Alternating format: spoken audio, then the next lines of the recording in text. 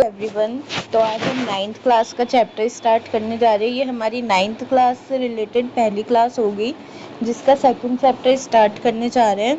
तो स्टूडेंट्स, इससे पहले भी अगर आपने मेरी कुछ वीडियोस देखी हो और आपको वो अच्छी लगी हो तो प्लीज़ सब्सक्राइब कीजिएगा।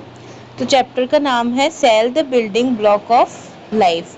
जो सबसे स्मॉलेस्ट यूनिट होती है सेल्स होती है, ठीक है। It is widely accepted amongst the scientific community that life originated in water.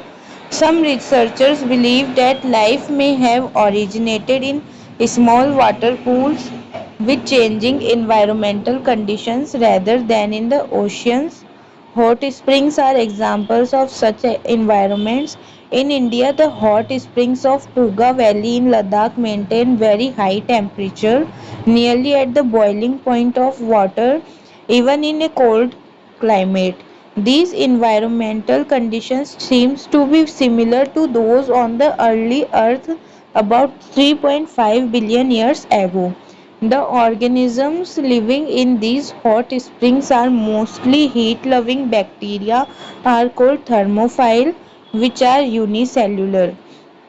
तो लोगों का रिसर्चर्स का क्या मानना है कि जो लाइफ है वो पानी से आई है, यानी कि जो ह्यूमन बॉडीज़ है या फिर जो भी लिविंग थिंग्स मान लो वो वाटर से ओरिजिनेट होती हुई आई है।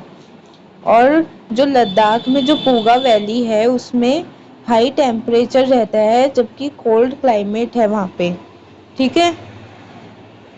द ऑर्गेनिज्म जो है ऑर्गेनिजम्स जो स्प्रिंग्स में रहते हैं वो हीट लविंग होते हैं और इनको थर्मोफाइल्स कहते हैं।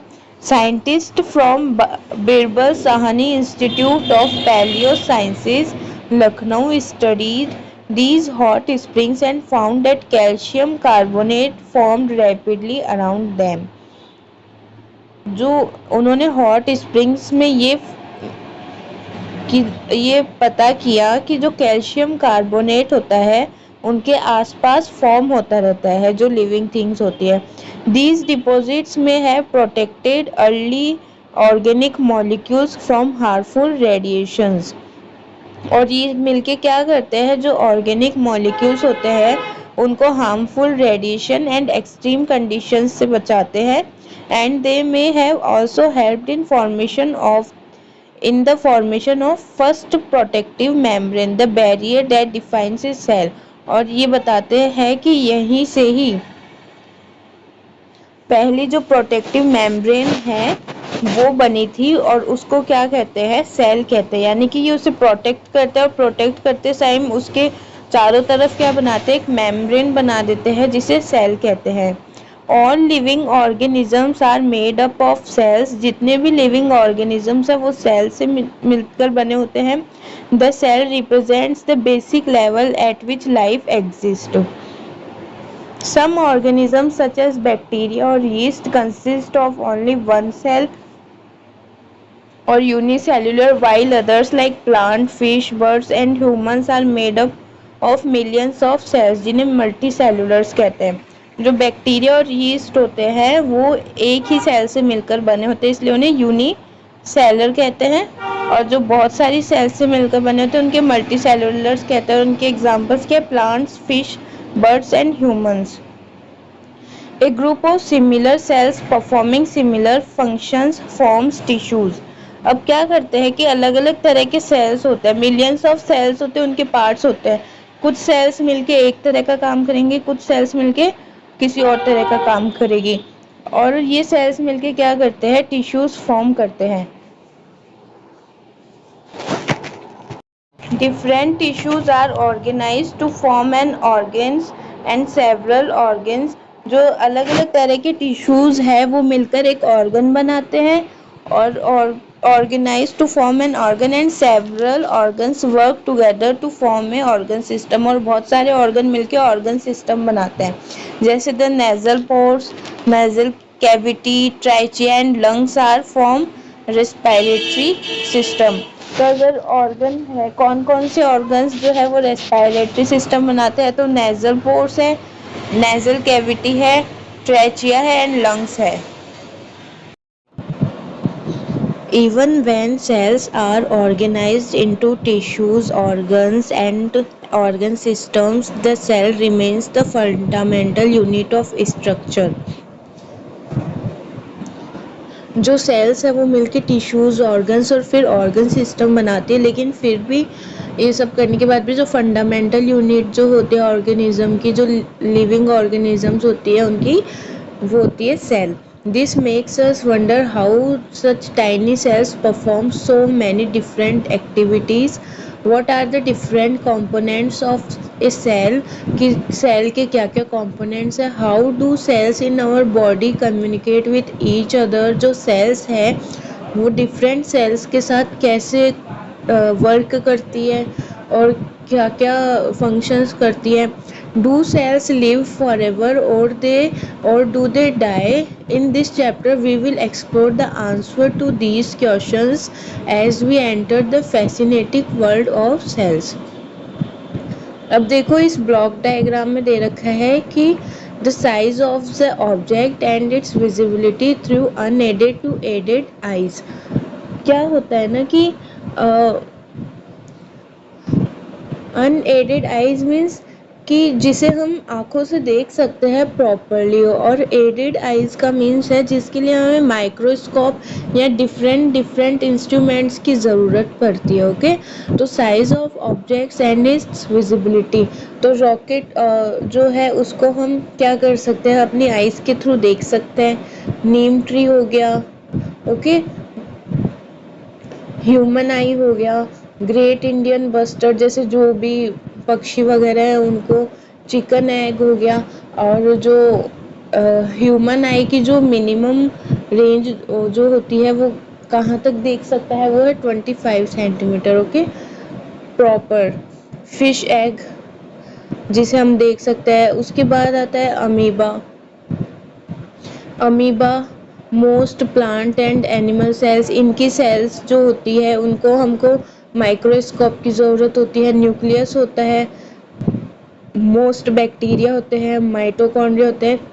ये किस रेंज में आते हैं, 1 माइक्रोमीटर टू 10 माइक्रोमीटर की रेंज में. ओके, तो स्मॉलेस्ट बैक्टीरिया है उसकी साइज़ क्या होती है, 10 माइक्रोमीटर टू 1 माइक्रोमीटर के बीच में. जो सबसे स्मॉलेस्ट है वो होता है एटम, ठीक है. जो स्मॉल मॉलिक्यूल 0.1 नैनोमीटर के अप्रोक्सीमेट, उसके लिए हमें इलेक्ट्रॉन माइक्रोस्कोप की ज़रूरत पड़ती है उन्हें देखने के लिए. हाउ टू स्टडी सेल्स, कि सेल्स को कैसे स्टडी किया करते हैं. What do we call the ability of the human eye to see two very close objects as separate and distinct. जो ऑब्जेक्ट्स होते हैं उनको बहुत दूरी से देखने के लिए, मान लो कि दो ऑब्जेक्ट्स वो एक दूसरे के पास में रखे हैं कुछ सेपरेट डिस्टेंस में, तो वहाँ पे जो ह्यूमन आई है वो उसको देखने की एबिलिटी को क्या कहते हैं. Imagine two tiny dots drawn on a piece of paper. हम एक पेपर लेंगे, उसके ऊपर डॉट्स बनाएंगे. As the dots are moved closer, there comes a point at which they can no longer be seen as separated. उन दो dots को क्या करो, एक दूसरे के पास आएंगे, ठीक है, तो वो हमें सेपरेटेड इच साइड नहीं दिखेंगे. जब आप दूर जाते जाओगे ना, एक पेपर पे दो डॉट बनाओगे और उसको क्या करो दूर चल जाते जाओगे, तो दूर से देखने पे ऐसे लगेगा कि वो एक ही डॉट है. ओके, तो when viewed from about 25 centimeter, the near point of human eye, 2 points separated by about 0.1 millimeter, can be seen distinct. तो क्या होता है, when viewed from 25 centimeter, the nearer point of human eye, 2 points separated by about 0.1 millimeter, can be seen as distinct. यानी कि latest suppose कि उनको क्या है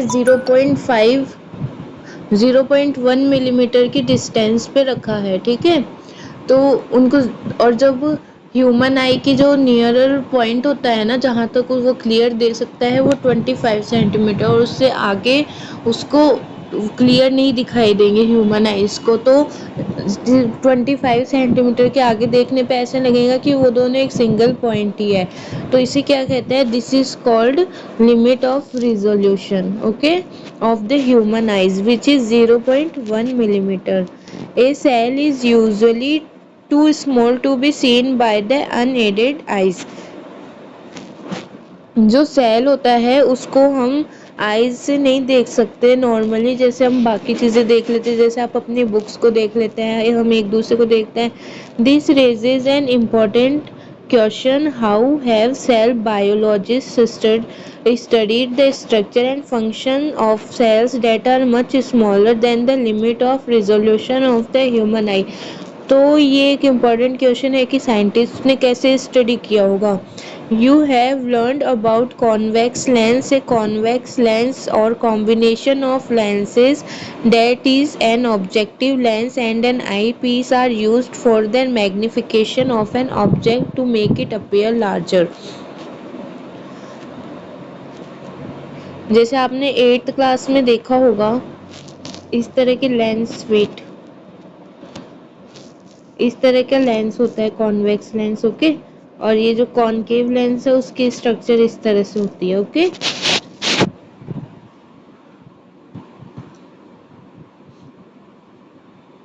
तो ये क्या करते हैं, मैग्निफिकेशन के लिए साइंटिस्ट क्या करते हैं, कॉन्वेक्स लेंस का यूज करते हैं।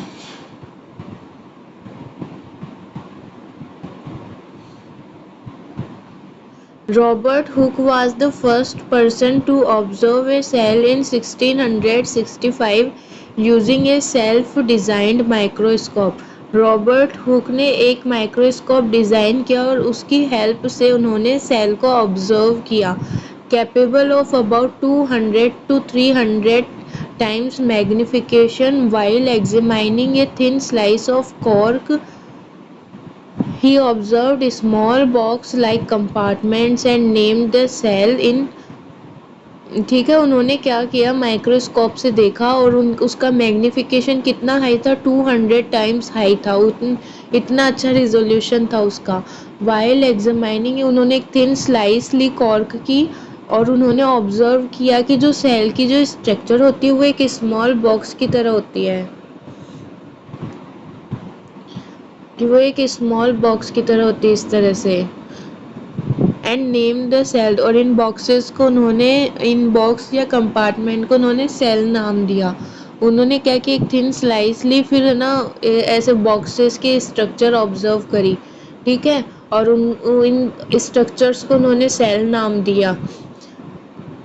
In the school laboratory, light microscopes are used to observe objects using different objective lenses। आपकी स्कूल में भी माइक्रोस्कोप यूज़ होता है, उनका मैग्निफिकेशन 10 टाइम्स या 40 टाइम्स होता है to achieve better magnification and resolution under visible light. जो विजिबल लाइट के अंदर अच्छा मैग्निफिकेशन एंड रिजोल्यूशन दे सकता है। Explore different parts of a microscope.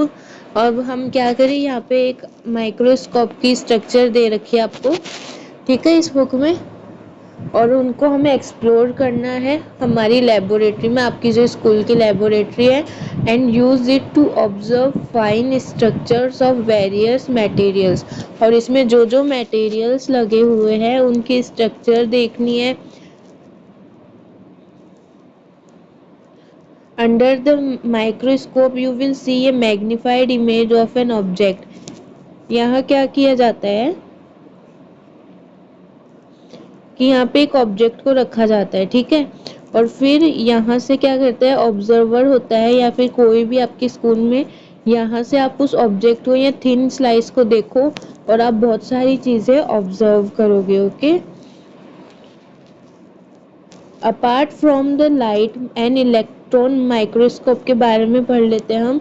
Apart from light microscopes, scientist also use powerful electron microscopes that reveal the fine details of a cell structure। उन्होंने क्या किया कि एक ऑब्जेक्ट देखा और उसमें ऐसे स्क्वायर टाइप में इस तरह के कंपार्टमेंट बॉक्सेस टाइप में स्ट्रक्चर मिली थी, है ना।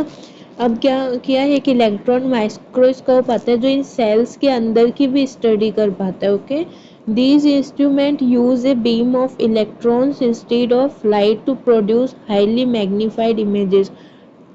ये इलेक्ट्रॉन माइक्रोस्कोप जो है इनके अंदर इलेक्ट्रॉन्स यूज होते हैं, ना कि लाइट यूज होती है। Allowing us to see cell structure, जिससे हम सेल की इनर स्ट्रक्चर देख सकते हैं एट द नैनोमीटर स्केल, यानी कि 10⁹ मीटर जो स्मॉलेस्ट चीज होती है ना उसको भी देख सकते हैं। आपने स्केल देखा होगा, उसमें 0 सेंटीमीटर 1 सेंटीमीटर, तो 1 सेंटीमीटर कितना छोटा होता है, 1 सेंटीमीटर कितना, 10⁻²मीटर या फिर 0.01 मीटर होता है। और उससे नैनोमीटर में क्या होगा, 10⁻⁹ यानी 0.000000001, ऐसे 9 टाइम्स के बाद। तो कितना छोटा नंबर है ये ना। तो इतने छोटी डिस्टेंस को हम इलेक्ट्रॉन माइक्रोस्कोप से देख सकते हैं। ओके, विथ रिमार्केबल क्लैरिटी, वो भी क्लैरिटी के साथ है। Nanometre is 1 billionth of a metre, जो 1 बिलियंथ पार्ट होता है मीटर का उसको हम नैनोमीटर कहते हैं। ओके, अब ये यूनिट कन्वर्जन है, आपको दे रखा है। जैसे मैंने भी आपको बताया था कि 1 सेंटीमीटर में कितने मीटर होते हैं, 0.01 मीटर, या फिर 1 metre is equal to 100 centimetre होता है। उसी तरह से 1 metre is equal to 1000 millimetre होता है। ओके, और तो इस तरह से आप यूनिट कन्वर्जन कर सकते हैं। अगर आप मिलीमीटर को मीटर में कन्वर्ट करो, यानी 1 मिलीमीटर को मीटर में बदलना है, तो 1/1000 मीटर आएगा। तो आप डिवाइड करोगे तो 0.001 मीटर आएगा, पॉइंट के बाद 3 टाइम्स। ओके,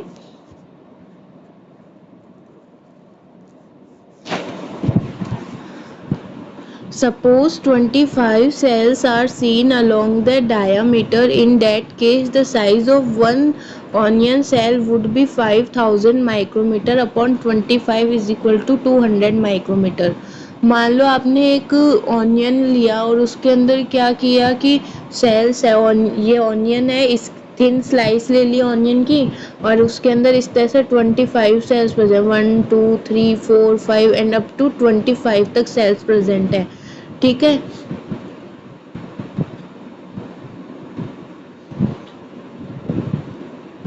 और जैसे इस एग्जाम्पल में दिया हुआ है, ठीक है, एक्टिविटी में, तो उसका कितना होगा, 200 micrometer.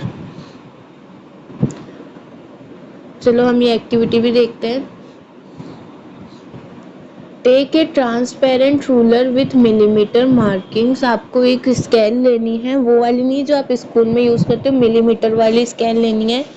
Place the ruler on the stage of the microscope, focus on it using the adjustment knob and observe the diameter of the circular field of view through the eyepiece and measure it in millimeter.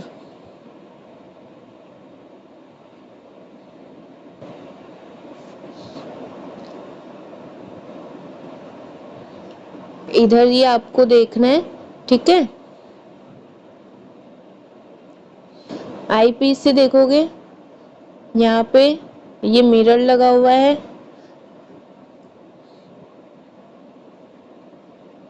यहाँ पे जो भी आप object रखोगे उसको आप scale से major करोगे।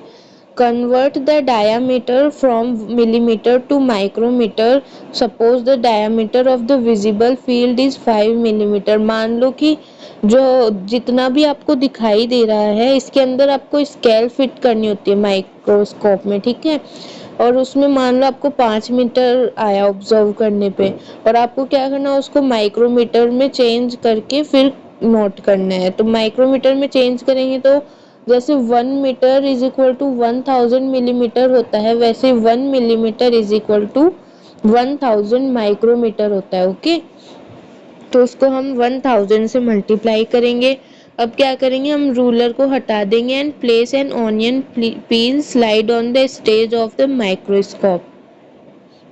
अब हम क्या करेंगे कि ये जो स्टेज है यहाँ से, ये यहाँ पे स्केल रखा हुआ है, यहाँ पे स्केल रखा हुआ था, अब स्केल को हटाएंगे और इस स्टेज पे हम क्या रखेंगे, ऑनियन पील रखेंगे।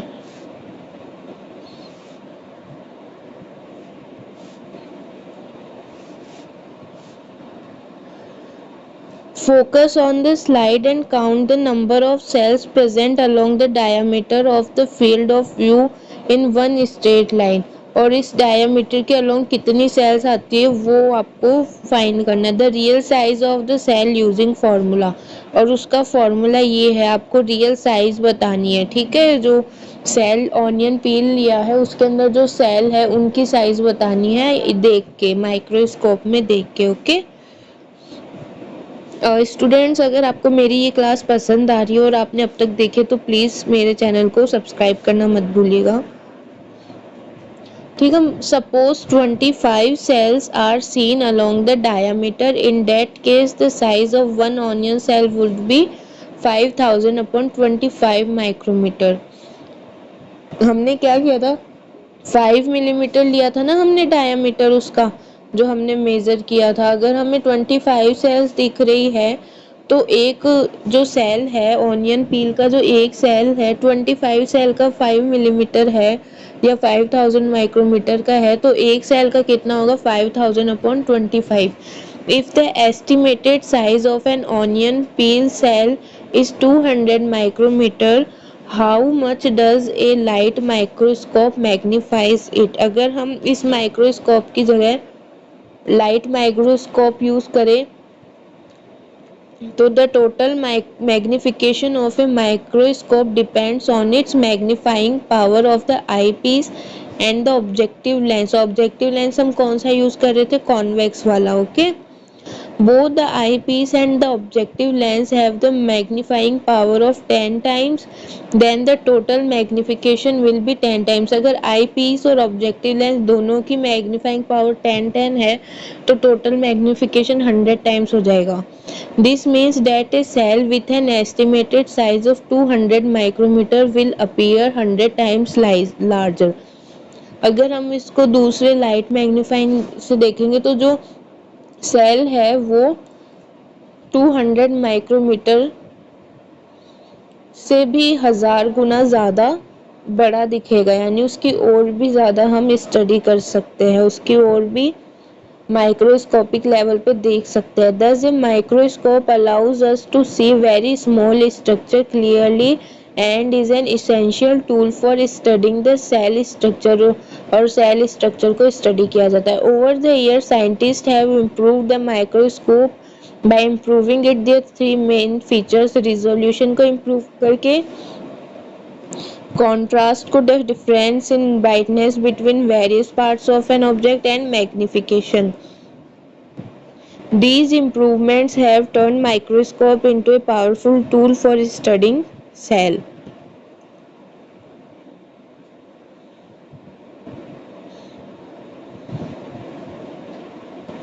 You can see a picture of lower surface of colocasia leaf observed under a scanning electron microscope. क्या किया, एक लीफ ली, और कौन सी लीफ ली, कोलोकेशिया लीफ ली, ठीक है। Electron micrograph of lower surface of A colocasia leaf showing stomata. तो stomata इसका कुछ पार्ट होता है, वो इसको दिखाया गया है इस सेल के अंदर। अब हमारा नेक्स्ट टॉपिक है स्ट्रक्चर ऑफ ए सेल की स्ट्रक्चर दिखाई कैसी देती है जब हम माइक्रोस्कोप से देखते हैं तो, okay. Structure of a cell, you have learned that cells are organized into specialized tissues and organs and collectively perform specific functions. For these cells to function as units, they must be able to interact with one another and with their surrounding। यानी कि sales तभी काम कर पाएंगे जब वो एक दूसरे से इंटरेक्ट करेंगे या अपने बाहर के सराउंडिंग से इंटरेक्ट करेंगे। These interactions occur at the cell boundary, ये जो सेल होती है जो कि सेल की बाउंड्री पर होते हैं ये interactions where substances move between the cells and their external environment. ये कोई सेल है, ठीक है, ये अपने सराउंडिंग से इंटरेक्ट करेंगे या फिर ये जो इनकी बाउंड्री होती है वो क्या करती है, इंटरेक्शन करती है, ठीक है, जहाँ से क्या होते हैं जो सब्सटेंसेस होते हैं वो सेल्स या फिर उसके एक्सटर्नल एनवायरनमेंट से एक्सचेंज होते रहते हैं। Even single celled organisms exchange materials and respond to their environment through cell membrane। जैसे सिंगल सेल जिन भी ऑर्गेनिजम्स में केवल एक सेल प्रेजेंट होती है वो भी मटेरियल एक्सचेंज करते हैं और बाहर के एनवायरनमेंट के अकॉर्डिंग रिस्पॉन्ड करते हैं, और थ्रू सेल मेम्ब्रेन या फिर जो इसकी बाउंड्री है वो उसको क्या कहते हैं, सेल मेम्ब्रेन कहते हैं। Okay, cell membrane. अब हम सेल मेम्ब्रेन को देखेंगे कि सेल मेम्ब्रेन क्या होती है। Cell The cell membrane is a thin boundary that surrounds a cell and protects its content. We see the cell membrane, the universal feature of a cell. Cell क्या होती है कि the fundamental unit of organs कह सकते हो या फिर the building block of a life कह सकते हो। ओके, उसी तरह से सेल मेम्ब्रेन क्या है, जो universal feature of a cell है, cell membrane. The cell membrane is a thin boundary that surround a cell, okay, and protects it contents. It defines the individuality of a cell and is also called plasma membrane. Plasma membrane. The cell membrane is selectively permeable, which means it allows some substance to pass through it while blocking others. You have learned how oxygen and carbon dioxide move across the membranes of alveoli in the lungs. जो lungs होती है उनकी जो membranes है उनको हम क्या कहते हैं, एल्वेओलाई। ओके, और उसमें क्या होता है कि उसमें जो कार्बन डाइऑक्साइड और जो ऑक्सीजन गैस है वो क्या करती है, मूव करती है इस मेम्ब्रेन के थ्रू लंग्स के बाहर और अंदर। How does the structure of the cell membrane in the cell of alveoli control the movement of substances across it.